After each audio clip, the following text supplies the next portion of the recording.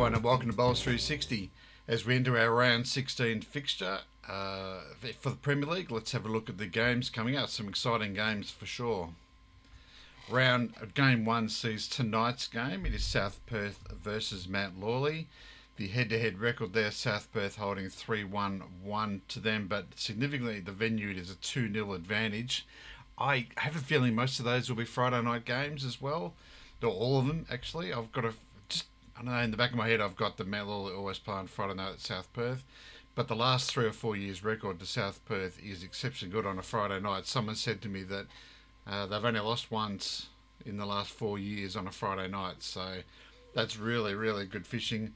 No teams known for South Perth. For Mount Lawley, Mark Maisel comes back in at the expense of Keith Scott. That is their full-strength team.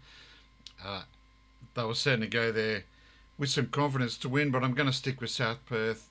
The Friday night home ground record is just too strong for me to let go, so we'll go for them to win. Mount Lawley really only need 2 points in the next 3 weeks to make sure that they're going to finish on top. They'll probably do it tonight, who knows, but that is a really good year for Mount Lawley. But South Perth to win tonight. Our second game sees Cardinia hosting W.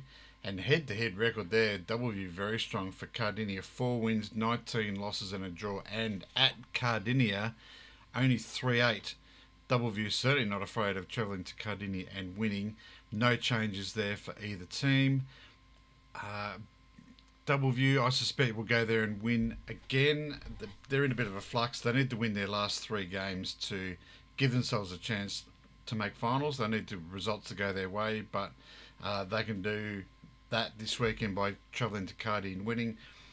Cardi probably need to win this game to give themselves a chance of holding on to the Premier League for next year.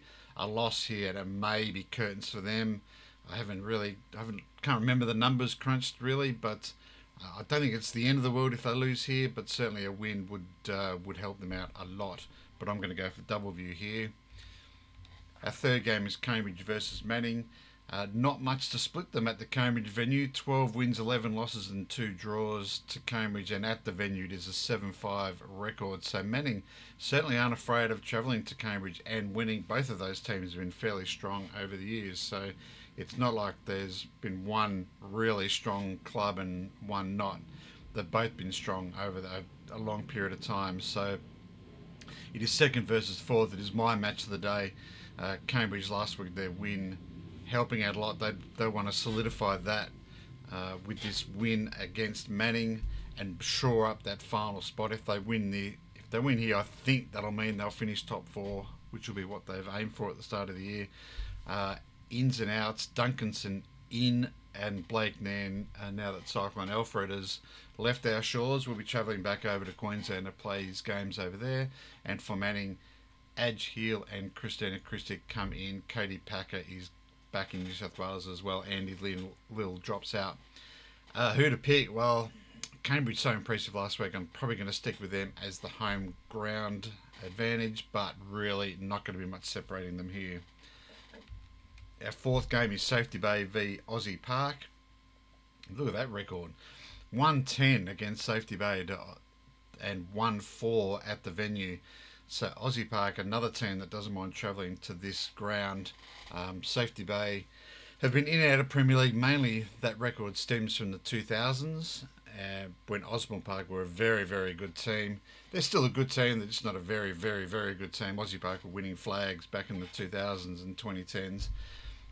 This team probably won't win the flag this year, but it's still a good side. 10th versus 6th. Zach Body is in for Safety Bay. Grant Taylor drops out, and no changes at Osborne Park. Who to pick? Yeah, Osborne Park need to win this probably to keep themselves in the hunt for the finals. If they lose this, then they may just lose a bit of touch with the top 4. Safety Bay, of course, we know are going to be demoted back to white. They'll want to finish on a positive with a nice win against a finals aspiration team. Toss of the coin for me, this one. I know Suchi's gone 3 rink wins to Aussie Park there, but Safety Bay to win overall. I don't know. I reckon Safety Bay at home, just 6-2. They'll probably win a couple of rinks each, and Safety Bay just to get the points. And then our last game, it is Bassendean versus Sorrento, a 4-3 record head-to-head, but significantly the venue 3-0 to Bassendean. Sorrento have never travelled to Bassendean and won. No changes for the home team and no known team for Sorrento. It is 5th versus 8th. Bassendean need to win this. They need to win both their home games at least to have any chance of finishing in the 4. If they lose this, then they're probably out as well, a bit like Osborne Park. They really need to be winning at least 2 of their last 3 games for both of those teams. I would expect Bassendean to win this one. Sorrento, of course, a win here will probably mean they can't be demoted, but any sort of rink wins here will help them out a lot. I'll probably just stick to Bassendean here for their home ground. Alright, that's it for today. Thanks everyone for tuning in. Don't forget to like and subscribe to the channel. Your appreciation of what I'm doing here is mostly welcome. So thank you all, and we'll see you again later for the review of First Division. See you later. Bye.